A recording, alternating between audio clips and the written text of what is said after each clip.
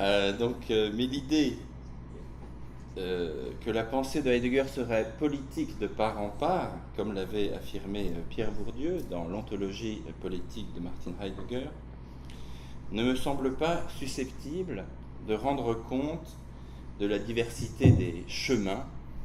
Heidegger a placé en exergue de l'œuvre complète des chemins, Weg, Lichtwerke, des chemins, pas des œuvres, des facettes, des domaines explorés par Heidegger. Plutôt peut-être répond-elle trop vite au problème des nouages entre le plan ontologique et le plan politique. Ce que l'on peut suivre à la lecture des discours, des séminaires, des essais non publiés du vivant de Heidegger et de ses écrits au statut si particulier, défiant le partage du privé et du public, d'ailleurs mis en question par Heidegger dans ces mêmes cahiers, que sont donc les cahiers noirs, c'est plutôt la succession de phases de politisation et de dépolitisation de la pensée de l'être, encore que le terme de dépolitisation ne convienne sans doute pas. Plus exactement, le retrait, après le soutien public, pardon pour l'explosion, à un régime et à une révolution politique nationale-socialiste, le moment de retrait se double d'une tentative, au fond constamment remise sur le métier, une tentative pour situer autrement, pour tenter de situer autrement le politique,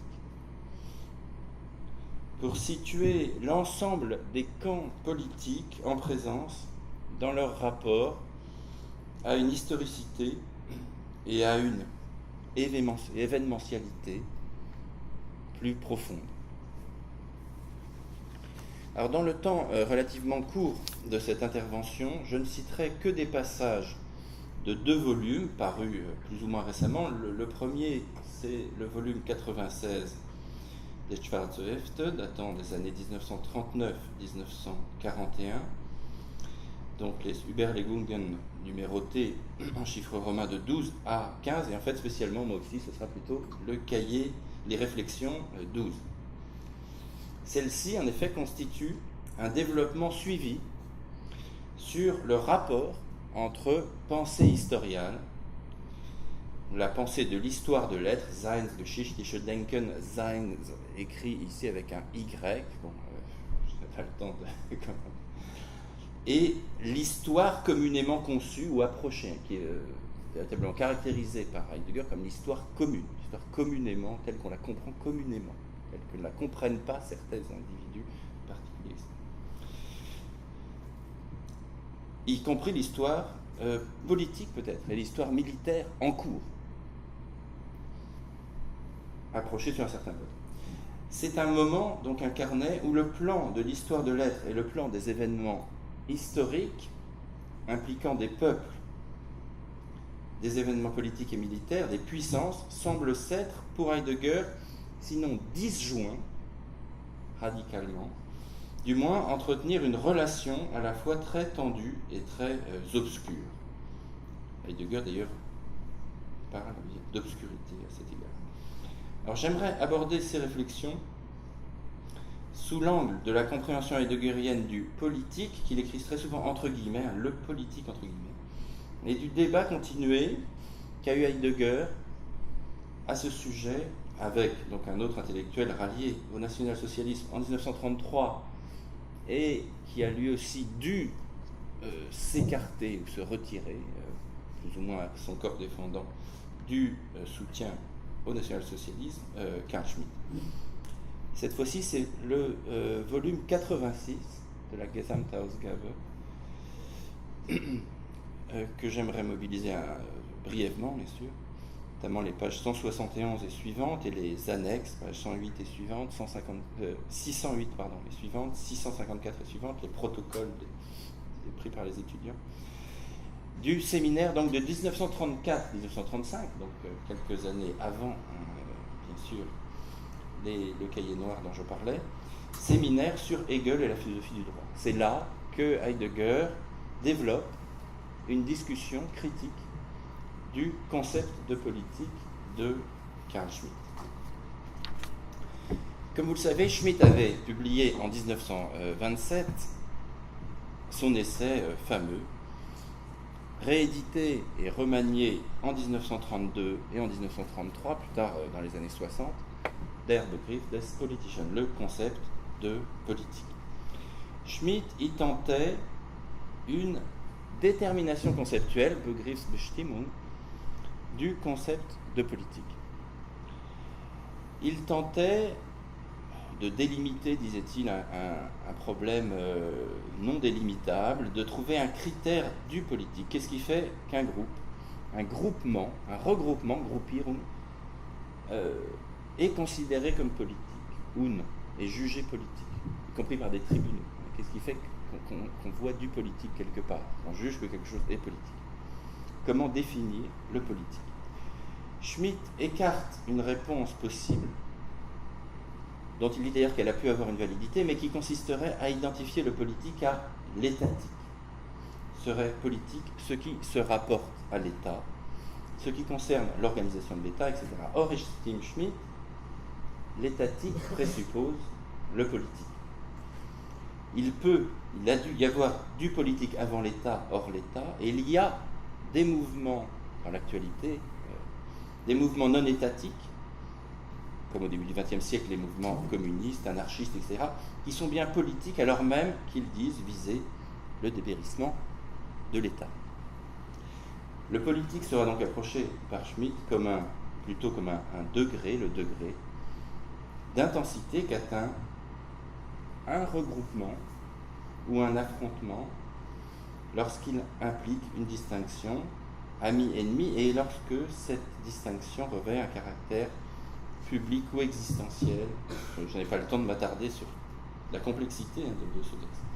Heidegger renvoie directement à cette caractérisation dans son séminaire sur Hegel, qui intervient en fait dans une discussion du moment sur Hegel. Hegel est-il mort avec l'avènement du national-socialisme ou Hegel est-il plus vivant que jamais?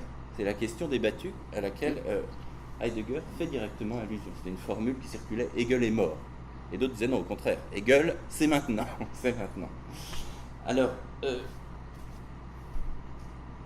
Heidegger dit ceci, récemment, le rapport ami-ennemi, souligné par Heidegger, a été avancé comme essence du politique. Si je cite la page 608-609. Cela présuppose, Selbstverhaus, l'auto-affirmation, Selbstbehauptung,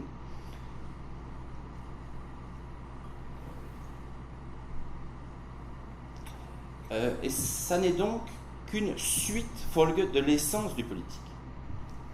Cela, le rapport ami-ennemi, présuppose l'auto-affirmation et n'est donc qu'une suite de l'essence du politique. Il n'y a ami et ennemi, ajoute Heidegger, que là où il y a auto-affirmation. L'auto-affirmation, en ce sens, appelle une interprétation déterminée de l'être historique du peuple et de l'État lui-même. Parce que l'État est cette auto-affirmation de l'être historique d'un peuple, et, souligne Heidegger, parce que on peut appeler État polis en grec, on peut appeler État polis, État égale Staat égale polis, écrit Heidegger en grec. Le politique se dévoile, se montre à la suite de cela comme rapport ami-ennemi. Donc, c'est parce que l'État est l'auto-affirmation et parce que l'État est police que quelque chose se montre qui est le rapport ami-ennemi comme étant le politique. Mais ce rapport n'est pas das Politische. Ce rapport n'est pas le politique.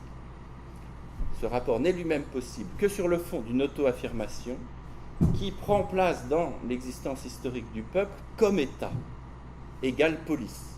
Et c'est sur le fond préalable de cette affirmation de la police que quelque chose comme des regroupements amis-ennemis sont possibles. Mais ceux-ci ne sont donc que des suites de l'essence de la police et non pas le politique lui-même.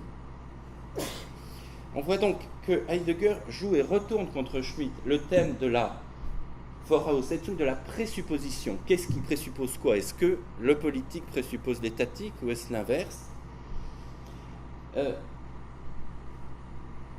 Schmitt estimant qu'un concept ne peut pas être défini par une réalité qu'il présuppose. Or, objecte Heidegger, le rapport ami-ennemi présuppose l'auto-affirmation, l'affirmation d'un peuple au sein duquel et par rapport auquel peuvent se nouer des rapports amis-ennemis. Donc, le politique implique l'être historique du peuple et de l'État, et au paragraphe 235 du séminaire, Heidegger précise l'idée, il note, alors ce sont des notes, vraiment forme paradactique, parce que le Dasein, weil Dasein, être l'un à côté de l'autre, historiquement, pour cette raison, d'abord, peuple et État. Donc, l'État, dit-il dans les mêmes pages, Staat égale police, autrement dit, le politique présuppose la police, l'existence et l'expérience de la police comme statut du peuple. Et c'est sur la base d'un être à côté l'un de l'autre, dans la police, que sont possibles des regroupements amis-ennemis. Mais qu'est-ce que la police? Selon Heidegger, il en donne alors une caractérisation empruntée à Homère. Ce qu'est la police, je cite donc les notes du cours, ce qu'est la police, nous en faisons l'expérience dans Homère, Odyssée, livre 6, vers 9 et suivant.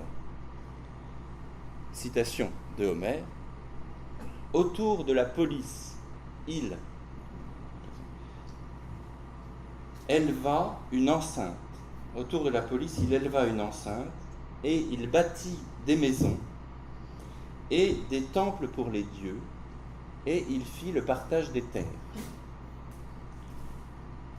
Donc la police, ce serait cette expérience de construire un mur d'enceinte enserrant le peuple, de construire ainsi, dit Heidegger, un milieu pour le peuple,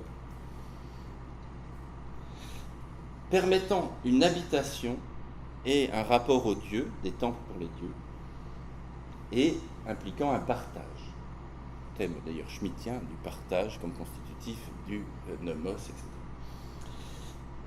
Donc on aura là une expérience fondamentale grecque du politique que la caractérisation schmittienne présuppose et méconnaît en même temps. La caractérisation schmittienne présuppose l'existence de la police, ce que Schmitt oublie en quelque sorte dans le mouvement même de son texte.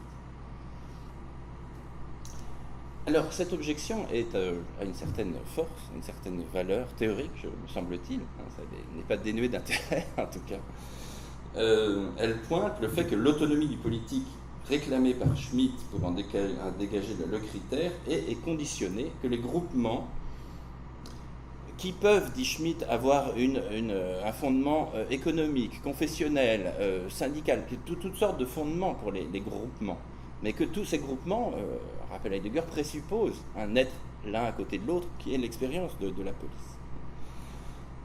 Donc, peut-être un Mitsein qui est déjà politique et que Heidegger tend à penser comme appartenance à un peuple, mais c'est l'ouverture d'un grand problème. On le voit pour Heidegger dans ces années 34. D'autres textes multiplient les guillemets lorsqu'il s'agit de dire qui sommes-nous, mais des guillemets partout, à qui, à nous. Nous appartenons au peuple, mais qu'est-ce que le peuple avec des guillemets partout? Une prolifération, peut-être l'indice d'une nécessité de déconstruction ou d'interrogation, de méditation sur ce qu'est un peuple. Alors, donc d'un côté, c'est intéressant cette objection à Schmitt, d'un autre côté, pour la lire avec les doubles perspectives que nous avons aujourd'hui sur Heidegger, c'est la reprise d'un motif, d'une attaque et une sorte de critique très fréquente dans ces années 34-35 contre Schmitt, vu comme un rallié de la dernière heure au national-socialisme. Schmitt, comme vous savez, a eu un rapport très compliqué. Il a critiqué un temps le parti nazi comme parti total, en disant que s'il arrivait au pouvoir, il fermerait la porte derrière lui, ce qui était assez bien vu, effectivement, qu'il ne jouait donc le jeu de la concurrence des partis que pour ensuite y mettre fin, etc. Donc Schmitt était vu comme plutôt un certes un intellectuel de droite ou d'extrême droite, mais en même temps critique vis-à-vis du national-socialisme auquel il se rallie néanmoins en 1933, d'ailleurs Heidegger l'y invite, etc. La mouvance des intellectuels national-socialistes lui objecte régulièrement le fait précisément que son concept de politique ne fait pas place au peuple, ne fait pas place, et non plus d'ailleurs, à la race. Si le politique n'a pas de locus préassigné, si le politique peut surgir n'importe où, de n'importe où, à partir de n'importe quel secteur de la vie sociale, ce qui est un thème du Begriff des Politischen, le politique peut surgir de n'importe où. Et dès qu'on croit avoir trouvé un domaine pacifié, l'économie, etc., une hostilité politique surgit, par exemple, sur la question de l'économie avec communisme, capitalisme, etc. Donc, le politique n'est pas assignable, mais du coup, objecte un certain nombre d'intellectuels et de revues national-socialistes, le fondement völkisch ou racial du politique paraît au mieux n'être qu'un axe de politisation, parmi d'autres possibles. Dans le Völkische Beobachter, Rosenberg réaffirme contre Schmitt en 1934 le primat du peuple, racialement compris, qui définit l'État national-socialiste comme État völkisch, racial. Alors Heidegger, assez typiquement, se situe sur un tout autre plan que Rosenberg, on le revoit là, opérant une détermination du politique qui remonte à sa racine linguistique et historique grecque et à une expérience, une compréhension originelle dans l'Occident du politique, en Occident du politique, une expérience homérique du politique. Et il ne renvoie pas ici à la race, il objecte néanmoins lui aussi à Carl Schmitt qu'il oublie le fondement du politique dans le peuple et le taxe pour cette raison de libéralisme. Alors ça, c'est la grande accusation, n'est-ce pas, entre ces intellectuels, c'est la surenchère à qui sera le moins libéral. Donc, nous lisons ceci, page 173, paragraphe 235 du séminaire. Carl Schmitt pense de façon libérale, écrit Heidegger, contre quelqu'un qui lui-même se voulait un grand anti-libéral. Carl Schmitt pense de façon libérale, parce que la politique est aussi une sphère, 2, parce qu'il, Carl Schmitt, part, au sens de prendre son point de départ, il part de l'individu et de son comportement. Il néglige, donc Carl Schmitt, que précisément le conflit Widerstreit a sa propre transcendance vers l'État et sa signification fondamentale dans le fait de se rapporter à l'État, pour autant que celui-ci est compris comme être du peuple. Donc Carl Schmitt pense de façon libérale parce qu'il néglige le fait qu'en fait, le conflit est toujours orienté vers le peuple, vers l'État comme peuple. Devenir soi-même dans l'être autre, vers soi-même et contre d'autres. Fin de citation. Alors, je n'ai pas du tout le temps d'entrer ici, il faudrait se demander quelle place respective Heidegger et Schmitt font ici à la question de l'ennemi et de l'éventuel primat de l'ennemi dans la construction du politique et de la police elle-même. Est-ce que la police se construit originellement, c'est le mur d'enceinte, en se défendant d'un ennemi qui est l'autre, l'étranger, etc. Alors, au milieu des années 30 et à mesure qu'il s'éloigne du national-socialisme, on voit Heidegger tenter de donner une consistance propre à sa vision du peuple à travers une série de renvois, il en sera sûrement question, et de lectures, de renvois au grec et de relectures de Hölderlin. Je pense que Christian en parlera certainement. Alors je n'entrerai pas dans l'examen de ces tentatives, de la mythologie politique dans laquelle Heidegger s'aventure, après la tentative platonicienne de se constituer en gardien philosophe d'une cité nouvelle. Pour suivre le fil du politique, de la détermination du politique, celui-ci est clairement et de plus en plus nettement mis à distance par Heidegger et relativisé dans sa portée, en parallèle à la perte d'enthousiasme, sinon même de sympathie, à l'égard du national-socialisme, là où le national-socialisme permettait une sorte d'articulation entre politique et métapolitique, et cette expression qui apparaît, je crois, en 33-34, mais je me trompe pas. Le dialogue critique, cette fois implicite avec Carl Schmitt, se poursuit alors, par exemple, donc plus tard, pendant la guerre, dans les Überlegungen 12, donc les réflexions 12 des Cahiers noirs de 1939. Il faut juste revenir quelques pas en arrière pour situer ici la notation de Heidegger. Il faut dire quelques mots d'une autre thèse schmittienne que Heidegger discute allusivement. On l'a vu, Schmitt avait été accusé par différents intellectuels et organes nazis de libéralisme. Schmitt tente de faire alors amende honorable dans la préface, notamment, enfin dans différents textes, mais notamment dans la préface à la réédition en 1933 de la théologie politique. La théologie politique est republiée et Schmitt semble alors lever les réserves qu'il avait auparavant à l'égard du concept venu du fascisme italien d'état total. Le concept d'état total avait été discuté par Schmitt dans ces années, qui distinguait l'état total par faiblesse, l'état total par force, etc. Je ne peux pas du tout entrer dans ce... Mais là, il semble en tout cas faire sien l'idée que le politique est le total. C'est la formule qui apparaît. Face au grand théologien protestant Karl Barth, Emmanuel Catin parlera, qui soutenait contre toute annexion des églises chrétiennes au Troisième Reich que Dieu était le tout autre, thème de la théologie de Karl Barth, Dieu comme le tout autre, que Barth réaffirme dans ces années contre l'annexion, contre le ralliement de certains groupes chrétiens au Troisième Reich. Il dit non, Dieu est le tout autre par rapport au monde politique. Le tout autre par rapport au monde, et en particulier au monde politique. Schmitt réplique alors que nous, Allemands, avons fait entre-temps, par rapport au XIXe siècle, l'expérience que le politique était das Total, le total. Le politique est le total.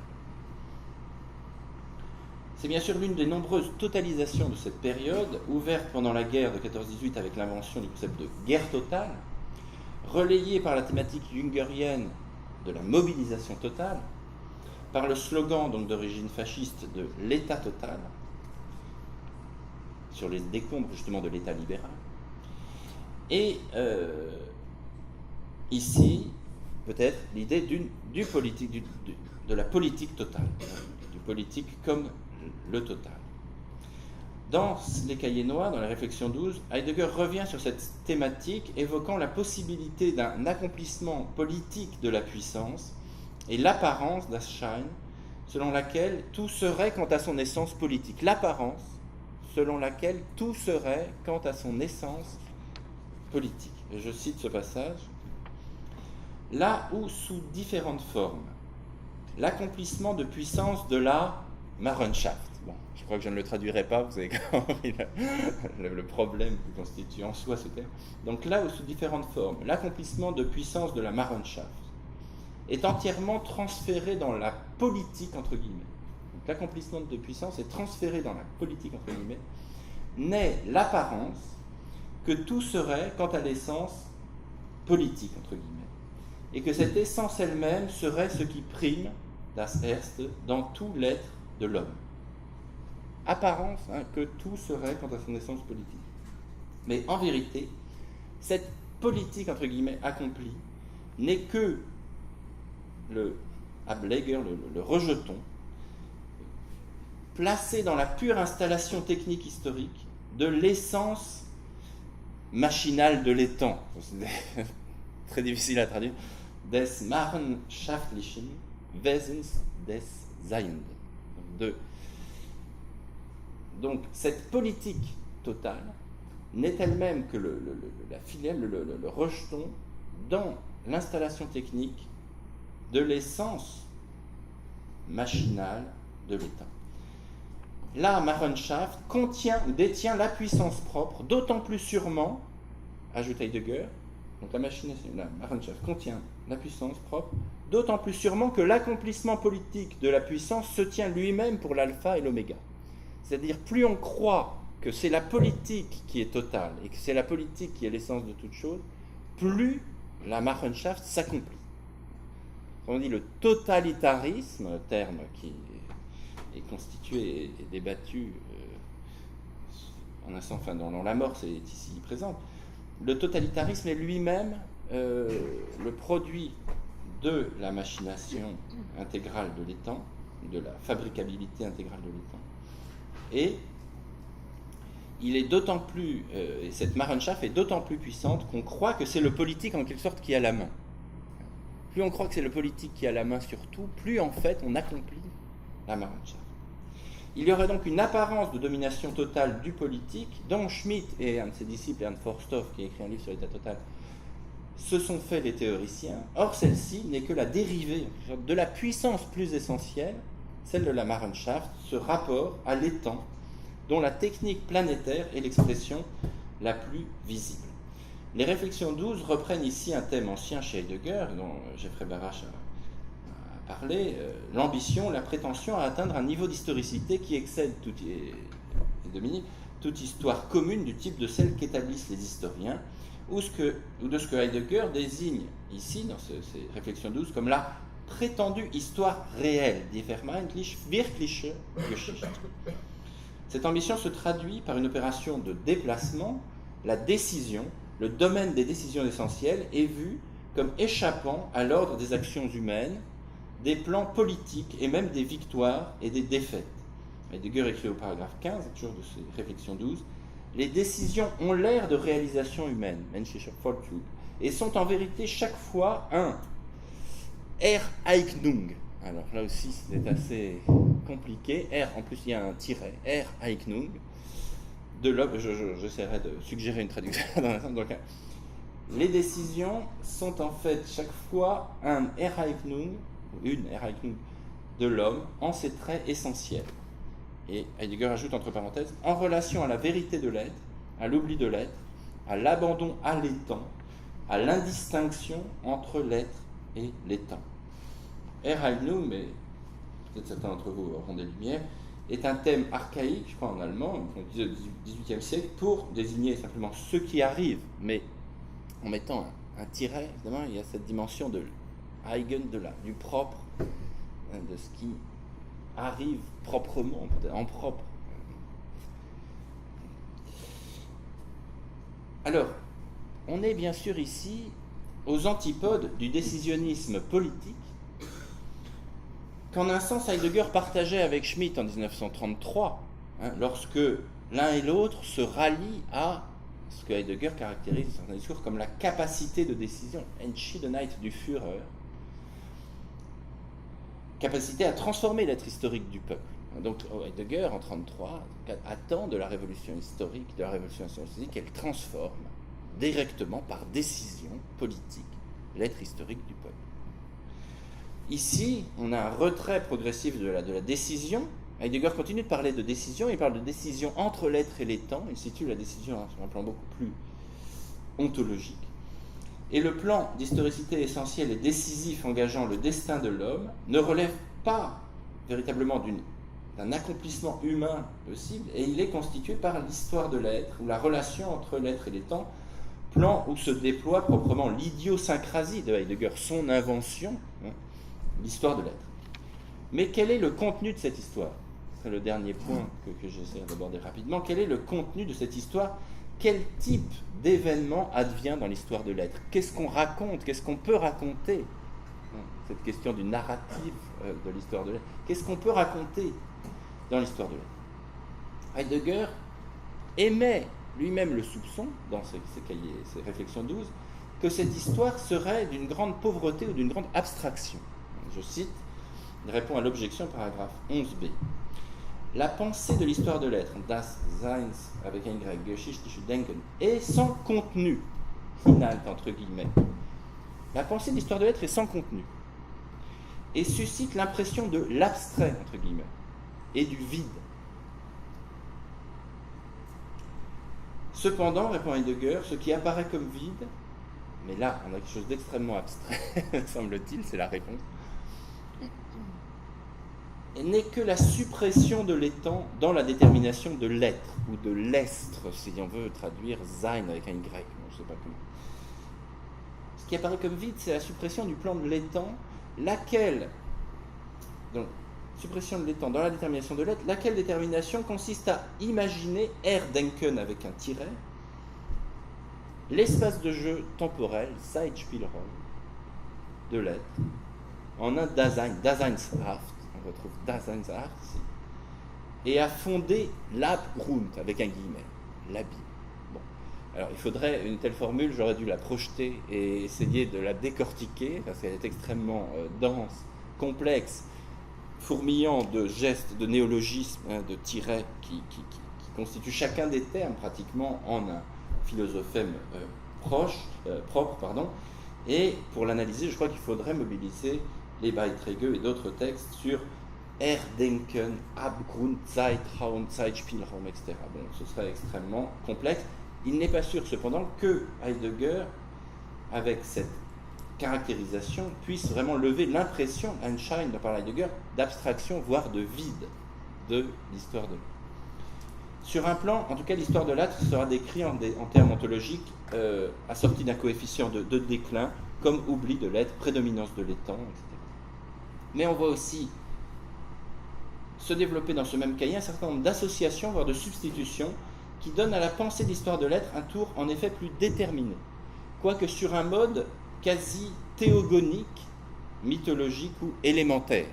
Je cite le paragraphe 10, toujours des réflexions douces. Être penseur signifie tenir pour un instant dans la parole de la question la vérité de l'être en tant qu'origine de l'histoire. Entre parenthèses, et ici on voit des substitutions arriver, du rapport austral, bon c'est un terme aussi très difficile, d'opposition entre Dieu et homme avec le combat de la terre et du monde. Rapport austral, Dieu, homme, terre, monde. Et là encore, on a un registre que Heidegger a pu développer dans les années 30 et dans les Beiträge ultérieurement, avec donc une autre dramaturgie, celle du rapport ou de la distribution entre ces éléments du Gewirr, du quadripartite, Dieu, homme, terre, monde, ou de la rencontre, dispersion, combat, entre Dieu et homme, terre et monde. C'est ce que ce texte, le texte B qui ouvre ce cahier 12, désigne comme le domaine historique où se joue l'essence de l'homme. Dans ce domaine, je cite, le refus de l'être, faire Feigerung, le retrait, refus de, entre guillemets, le refus de l'être, comme si l'être se refusait lui-même, le refus de l'être, et l'événement, das Ereignis, le refus de l'être et l'événement, dans le noyau duquel toutes les décisions de ce qui se différencie, Dieu et homme, terre et monde, s'entrechoquent. Là, on est au plan quasi théogonique du refus de l'être, qui est le noyau où s'opèrent des différenciations élémentaires. Dieu, homme, terre, monde. Et Heidegger ajoute, peut-être que l'homme ne veut plus aucun commencement. Donc l'être qui se refuse, voilà l'Ereignis. L'être qui se refuse, c'est l'Ereignis. Mais rien ne dit plus que cet événement prépare un nouveau commencement, thème de Heidegger dans les années 30 et au moment de son engagement national-socialiste. Le nouveau commencement, après le commencement grec, le nouveau commencement allemand, nouveau commencement de l'Occident, qui va refonder, réouvrir l'être, etc. Ce combat et ce refus, ces décisions qui distinguent être et temps, Dieu et homme, terre et monde, rendent les combats, alors, géopolitiques et militaires du moment, désormais relativement indifférents. On passe à un plan où les combats du moment deviennent relativement indifférents. Le refus de l'être est déterminé comme destruction et progression du désert, dans les formules plus ou moins empruntées à Nietzsche, mais au plan d'une histoire plus prétendument effective, et notamment une histoire politique, l'indifférence est alors de mise. Ce moment de retrait de Heidegger vis-à-vis de son engagement national-socialiste, retrait qui se traduit en une critique du ou des nationalismes, tous de provenance moderne française et donc fermés à l'essentiel, tous, y compris le national-socialiste, n'est qu'un nationaliste, donc une interprétation déjà moderne du national,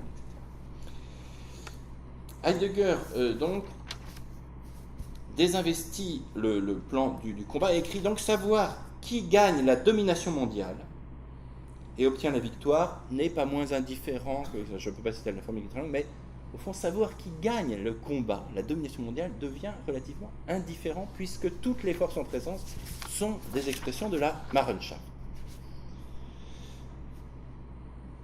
L'ensemble de la constellation de la domination, c'est-à-dire de la puissance, est mise à distance, renvoyée à l'étang, pour se tourner entièrement vers l'être, incomparable et sans rapport. Et c'est une citation. Et Heidegger, ici, d'une manière significative, recommande un fragment qu'il a très souvent commenté d'Héraclite et que Schmitt aussi a commenté, ils ont même donc des échanges là-dessus, c'est le polémos pater panton, le polémos, la guerre, père de toute chose. Et cette fois-ci, Heidegger, qui s'est presque réclamé de ce mot, le récuse. Donc, dans ce cahier, je lis très vite, sans pouvoir pas en commenter, ce serait trop long. Le combat comme guerre n'est pas le père de toute chose, si ce nom veut dire tout ce qui n'est pas rien. Il n'est jamais le créateur et le maître, herrscheur de l'être, mais seulement toujours de l'étant. Donc le combat, un Kampf, n'est pas le père de toute chose, il n'est jamais le créateur, mais seulement toujours de l'étant. L'être ne connaît lui-même pas de création et ne souffre pas de domination. L'être ne souffre pas de domination. L'être est, entre guillemets, de façon incomparable et sans rapport. L'être est de façon incomparable et sans rapport parce qu'appropriation dans la vie. Cela entraîne évidemment une réévaluation à la baisse du national-socialisme vu comme équivalent dans certains passages au communisme soviétique pour ce qui est de l'histoire de l'être, page 127. Tous deux sont des victoires fabriquées de la fabrication ou des victoires machinées de la machination. Et donc la Marrenschaft est le nom de ce processus anonyme qui emporte tous les camps et tous les peuples dans ses rouages et qui rend métaphysiquement les mêmes de différents régimes politiques qui s'affrontent. Despotisme communiste, socialisme autoritaire, mais aussi démocratie anglaise, où Heidegger est bizarrement parfois bolchevisme anglais. L'uniformité politique des futurs adversaires met seul en lumière la dureté du combat qui s'annonce, écrit Heidegger. Et au fond, tous ces combats apparaissent comme une sorte un jeu de dupes. Alors, je ne prononce pas un jugement moral ou politique là-dessus, mais il me semble, enfin pour le dire en un mot, qu'évidemment, il y a quelque chose d'également irrecevable. Alors, c'est pas peut-être différemment que de soutien au national-socialisme, mais il y a une indifférenciation. On retrouve l'indifférenciation qui fait que, à l'heure où, en 1939, donc se produisent des événements qu'on sait, Heidegger les renvoie tous, renvoie tous les camps à la Marrenschaft et estime que tous les camps sont les mêmes, avec en plus, mais je ne m'y attarde pas aujourd'hui, le fait que cette indifférenciation relative ménage malheureusement une différence significative, un certain privilège conservé pour l'allemand qui n'est pas le nazi. L'allemand n'est plus du tout le nazi, c'est situé à une autre profondeur, comme d'ailleurs le russe n'est pas le bolchevique. Le russe survivra au bolchevisme. Il y a des intuitions justes de Heidegger aussi, c'est que l'allemand survivra au nazisme et le russe survivra au bolchevisme. Et quelque chose est gardé en réserve dans l'allemand et dans le russe. Mais aussi un rôle spécialement négatif pour ce que Heidegger nomme, dans ses réflexions comme dans d'autres des mêmes années, Weltjudentum. Donc la prétention à s'en tenir au plan d'une historicité fondamentale ou métaphysique se traduit par une indifférenciation des camps politiques en présence, mais il s'avère que tous sont plus ou moins manipulés, c'est là la question sur Marrenschaft malgré tout, de la connotation de Marrenschaft, par le peuple le plus affine à la Marrenschaft, c'est-à-dire à la domination par le calcul et la technique mondialisée, le peuple qui a le plus grand don pour le calcul, etc., qui est lui-même déraciné et qui déracine les peuples, à savoir le Weltjudentum, qui déracialise les peuples, dit Heidegger. Alors je ne commente pas ces passages qui l'ont déjà beaucoup été, je renvoie éventuellement à la traduction et commentaires dans le petit livre de Peter Travny, Heidegger et l'antisémitisme.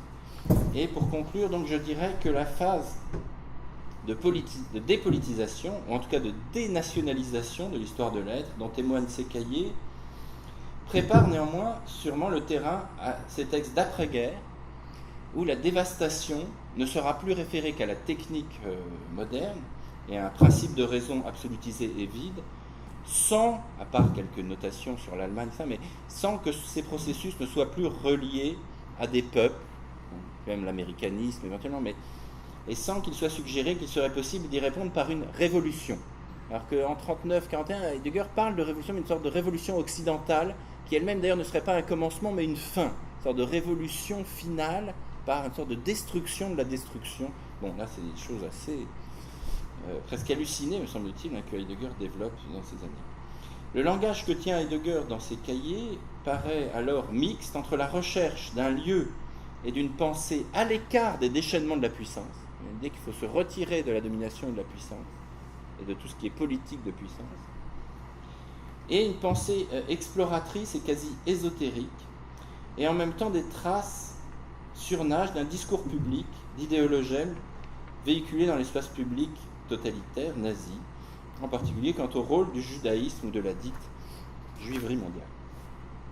De ces brefs coups d'œil vers des moments de la détermination heideggerienne du politique, démarqués de la Begriffsbestimmung de Schmitt, tout comme de l'idée ultérieure que le politique était le total, je ne saurais prétendre tirer des conclusions générales sur ce qu'il y a de vivant et de mort dans la pensée de Heidegger, ou sur la pensée de l'héraldinisme même si donc j'ai cité le passage sur l'héraldinisme.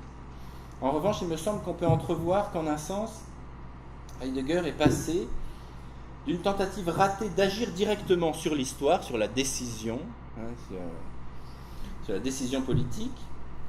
Il est passé de cette tentative d'agir directement sur l'histoire politique et sur la décision à un retrait d'une sphère publique considérée comme lieu du simulacre et à une compréhension du politique même comme simulacre, masquant la réalité d'une puissance hors de prise, d'une puissance qui en fait détermine la politique beaucoup plus profondément et hors de prise de toute décision politique directe.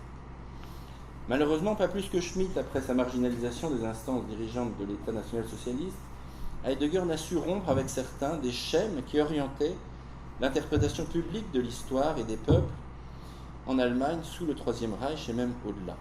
C'est à titre posthume, à nous, génération pour lui future, qu'il a envoyé le témoignage étrange et pénible de ces années de macération et peut-être en même temps de décantation idéologique. On peut voir les cahiers noirs sous ces deux angles. Il y a un aspect de rumination et un aspect peut-être de décantation idéologique où il reste des scories très importantes, des idéologèmes de la révolution conservatrice et du nazisme, mais que Heidegger n'a pas rendu public. Bon, il y a toute la question de l'interprétation à donner de ce refus de les rendre publics à l'époque et de programmer néanmoins leur publication posthume. Ça, c'est quand même, on est toujours dans ce moment d'interprétation de ce geste.